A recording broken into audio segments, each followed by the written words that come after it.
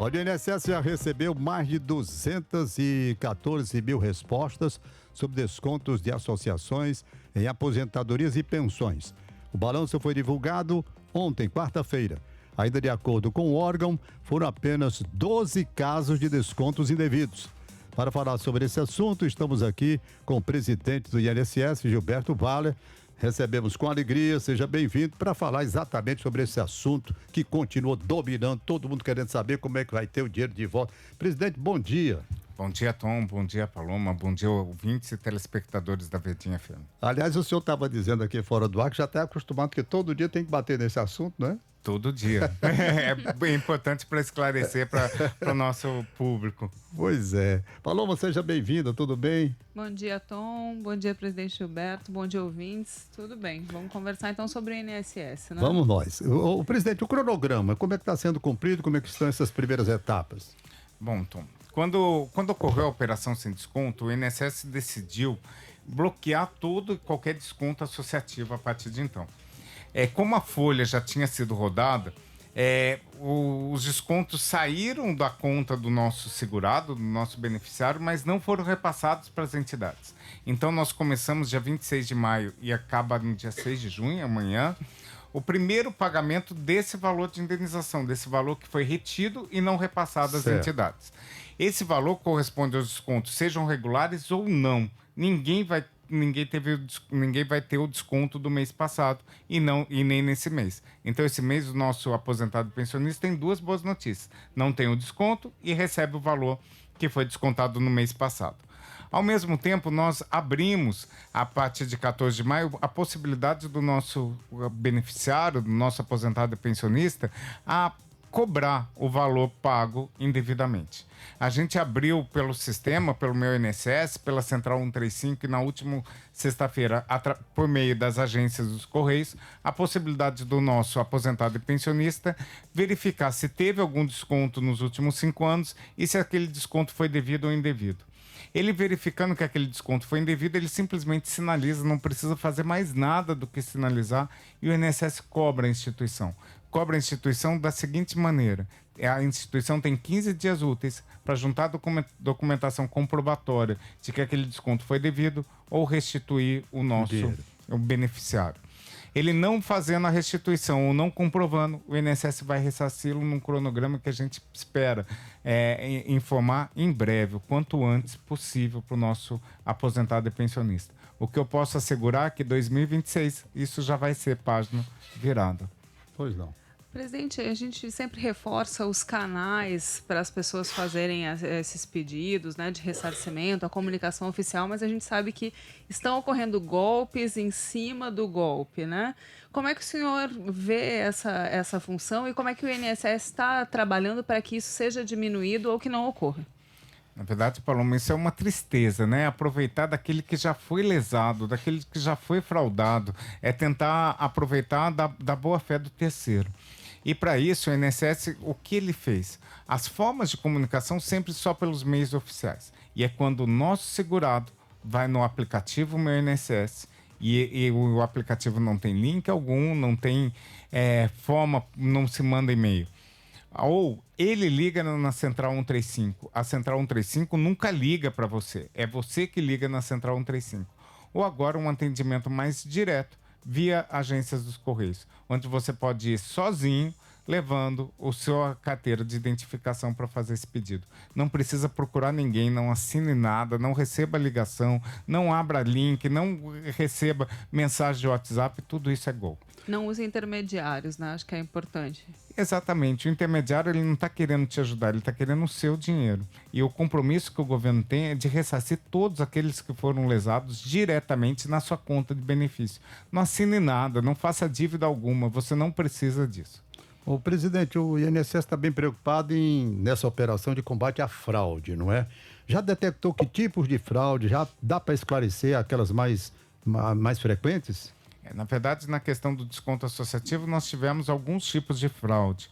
Um dos tipos foram acordos de cooperação técnica com instituições possibilitando desconto, instituições fantasmas, instituições que não funcionavam. Uma associação é para prestar serviço para o seu associado.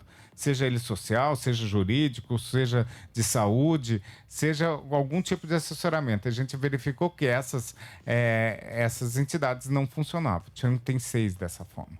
Tem outras entidades que pagavam propina para agentes públicos, para poder conseguir facilidades. Também mais 12 instituições. Então, a gente verifica que, efetivamente, a gente tem fraude de todo modo, seja pela não existência, ou seja pelo pagamento de propina, possibilitando que fossem passadas listas de associados e descontos indevidos, infelizmente, aos nossos associados. Presidente, como é que o INSS prevê agora o investimento em tecnologia da informação para que isso não ocorra mais? E qual é o plano para essa recuperação? Bom, a gente tem, quando fala em tecnologia da informação e evitar fraude, a gente tem 2 trabalhos a serem feitos. A questão do desconto associativo é muito menos do que a questão de tecnologia da informação.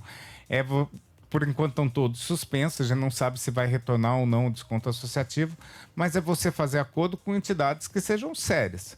E se for séria, a gente começa do zero, com a necessidade do encaminhamento de documentação e também com auditorias do INSS frequentes, seja na unidade ou seja nos documentos que são encaminhados, coisa que nunca foi feita.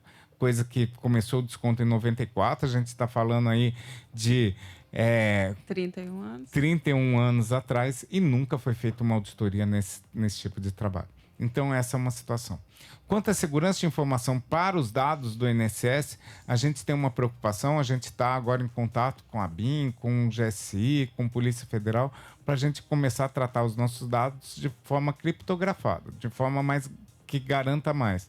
A gente, só para você ter uma ideia, as informações macro dos nossos segurados, antes que até 3 mil pessoas conseguiam acessar, hoje, depois que a gente chegou, só 6 pessoas conseguem acessar.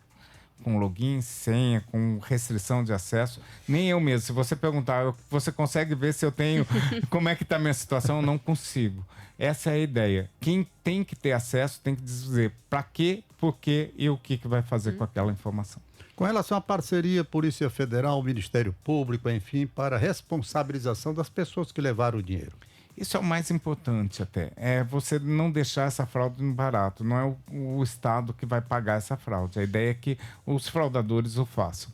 A parceria CGU e Polícia Federal possibilitou a descoberta disso, da operação sem desconto. Foi importante para a gente desbaratar uma quadrilha que funcionava já há alguns anos dentro do INSS. Isso foi fundamental. A nossa parceria com a CGU, com a AGU, ela é aberta, ela é diária. A gente entregando e buscando informações para a gente combater isso.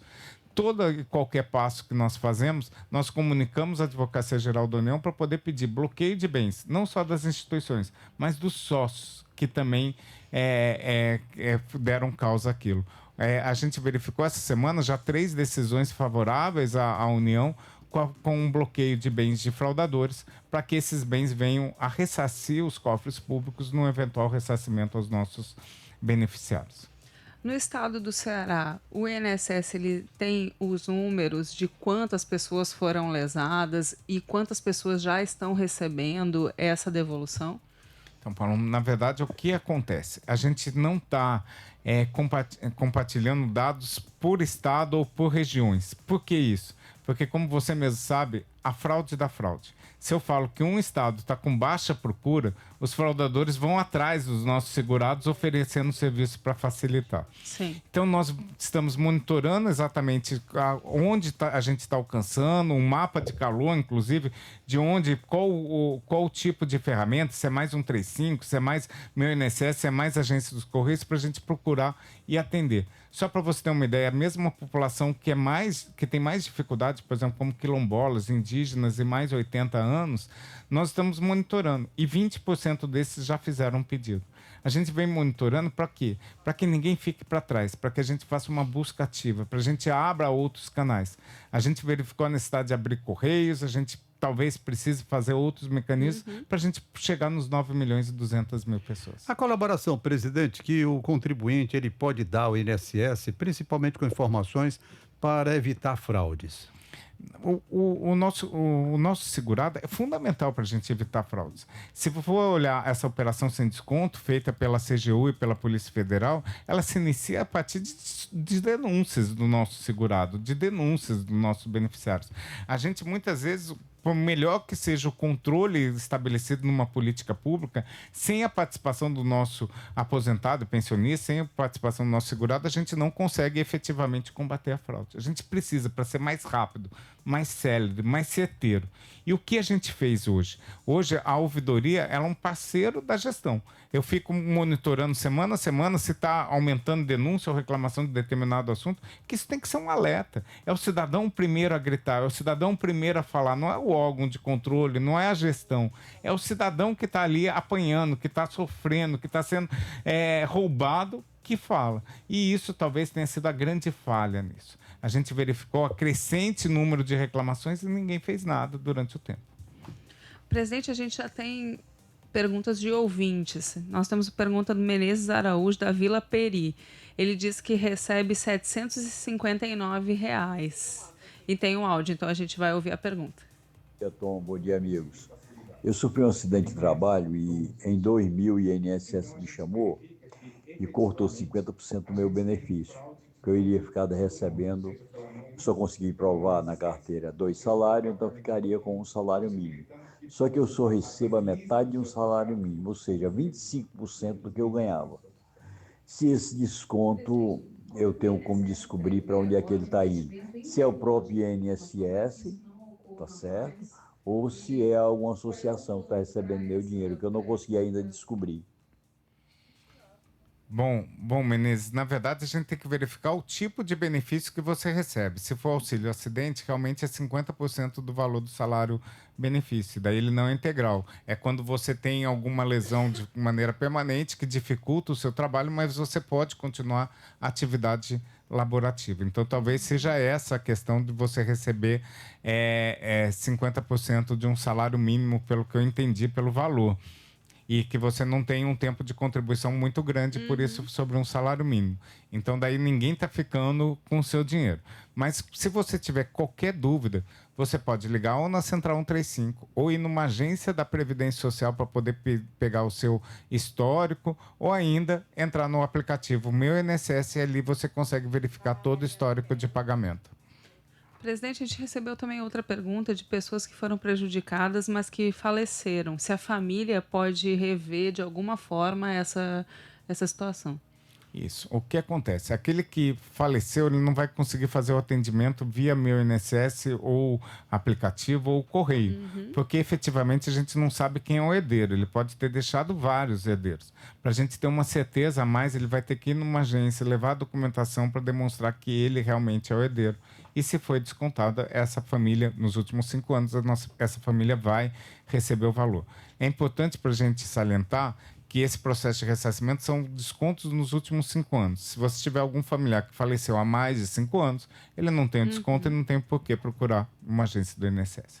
E se a pessoa ainda é viva e ela tem... Porque a gente estava falando de 31 anos, né? Que se começou. Então, ela vai receber só dos últimos 5. Dos últimos 5 anos, que é o prazo prescricional. O que a gente fez? A gente congelou esse prazo prescricional para março de 2020.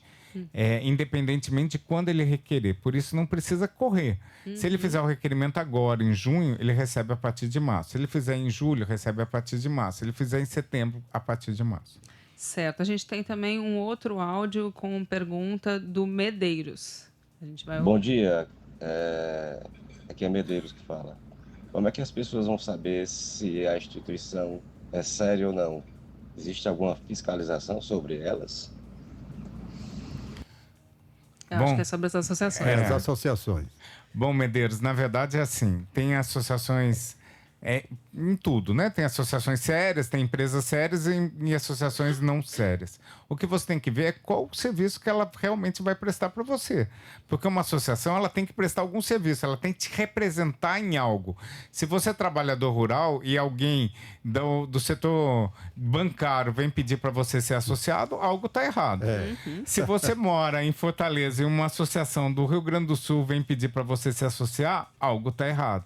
Então, desconfie quanto a vantagens. Só se associa a uma associação daquela que ela realmente te representa, daquele público que você realmente faz parte. Se você é da pesca, não tem por que você se filiar a uma associação de trabalhador rural. Então, fique atento, esse pode ser o primeiro item para ser verificado. A segunda é a sua estrutura física. Se a associação fala que é enorme, que é grande, tem 1 milhão de associados, mas ela funciona num quartinho, sem funcionário, isso é fraude. Então, assim, é o primeiro cuidado que você tem que ter nesses casos. A gente tem outra pergunta. Tony da Messejana. Ele diz que pediu já faz 22 dias o reembolso e que continua em análise no aplicativo. E ele queria saber se o aplicativo não atualizou ou se ele está com algum problema e ele precisa procurar outro atendimento. Não, tá certinho. O aplicativo vai sinalizando para você o andamento. O que ocorre? São 15 dias úteis, que diferencia de 15 dias corridos. Se ele fez o pedido, em 15 dias úteis ele recebe a sua resposta da empresa. Ou se ele não receber, ele vai entrar naquele que o INSS vai fazer o ressarcimento. Eu vou aproveitar e vou lhe perguntar sobre fila de perícias, né? A gente sabe que não só aqui no Ceará, mas em todo o Brasil existe um déficit disso. E eu queria entender o que então o INSS está fazendo para diminuir essa fila. Na verdade, assim, a fila do INSS, né, a fila virtual do INSS, ela cresceu muito por vários fatores no ano passado. Pela greve dos médicos peritos, greve do INSS. E a gente vem agora, junto com essa situação do ressarcimento, trabalhando com a diminuição da fila. Então, a gente vem fazendo mutirões, os nossos servidores e médicos peritos estão trabalhando em contraturno, ou seja, fora do seu horário, como hora extra, sábado e domingo, para poder diminuir essa fila, que isso gera mais problema para os nossos segurados. Ele acaba ficando sem receber o benefício, sem saber quando, e muitas vezes ele se socorre de pessoas que querem receber o dinheiro dele e não de conceder o benefício para ele. O senhor estava comentando, inclusive, de pessoas que conseguem o benefício e fazem o consignado para pagar esse atravessador, né, esse intermediário. Como é que funciona isso? Exato. Na verdade, assim, muitas vezes a gente verifica que a situação dessa busca do intermediário é tão predatória que ele fica ou com o primeiro valor do benefício na concessão, ou mais de um, ou então um percentual. Ou então ainda, o nosso aposentado pensionista, ele precisa do dinheiro para poder pagar esse intermediário, ele acaba fazendo um consignado para poder fazer esse pagamento. E ele fica com uma dívida de 96 meses, já sai com benefício previdenciário devendo 96 meses, o que é um absurdo. A ideia é que o INSS seja esse canal mais direto, sem intermediário, que o nosso segurado não precise fazer isso. Como é que vai ser feito, então, esse canal direto? Vão existir mais agências do INSS? Como é que o INSS está se movimentando para que isso seja feito? Então, Paloma, o INSS hoje conta com 1.570 agências. Dessas 1.570 agências, pouco mais de 780 cidades. Não é o suficiente para atender a nossa população, mas já seria alguma coisa. Só que o INSS, de um tempo para cá, de alguns anos, mais precisamente de 7 anos para cá, entendeu que o nosso atendimento deveria migrar do presencial para o virtual.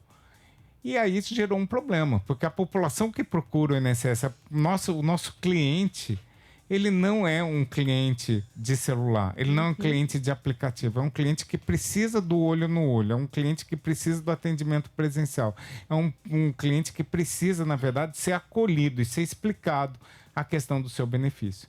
E as agências, 70% foram fechadas. A gente está com um plano de reabertura das nossas agências, a gente está com um plano junto com os servidores do voltar ao atendimento presencial para a gente poder, na verdade, diminuir essa necessidade de intermediários. Presidente, estamos na hora de encerrar, mas uma perguntinha que a gente não pode deixar, o questionamento com relação ao uso de robôs para os cálculos, muitas vezes não atendendo aquilo que o cliente, que o beneficiário quer e vai para a justiça. Como é que está sendo essa situação? Bom, na verdade, o que acontece? Toda essa parte de concessão, ela é toda informatizada exatamente para a gente não ter erros manuais ou fraudes, né? De poder colocar um zero a mais no valor do salário mínimo. Discussões com o judiciário em massa, a gente vem discutindo, inclusive em câmaras de conciliação, para a gente pacificar e diminuir o número de demandas judiciais. Hoje o INSS é o maior cliente da Justiça. São 4 milhões e 100 mil ações que temos na Justiça. É um boom de ações. E daí você verifica o impacto que esse desconto associativo poderia ter. Se a quantidade de segurados que foram prejudicados, que apareceu na operação sem desconto, for verdadeira, 4 milhões e 100 mil pessoas. Imagine mais 4 milhões e 100 mil ações judiciais. Por isso que a gente quer resolver administrativamente e amigavelmente. A ideia é sempre a gente diminuir a judicialização, a gente padronizar padrões para a gente diminuir esse impasse e a necessidade de buscar outros meios que não o INSS. Presidente Gilberto Vale, prazer imenso tê-lo aqui para esclarecer como foi esclarecer tanta coisa a respeito do INSS e aquela que o senhor estava falando. Tem que falar sempre, né? Tem que falar sempre, é uma prestação de serviço, precisa. Muito obrigado, foi um prazer. Paloma, muito obrigado, hein, Paloma? Obrigada, eu que agradeço, Tom, presidente. Muito obrigada por poder estar aqui na Verdinha.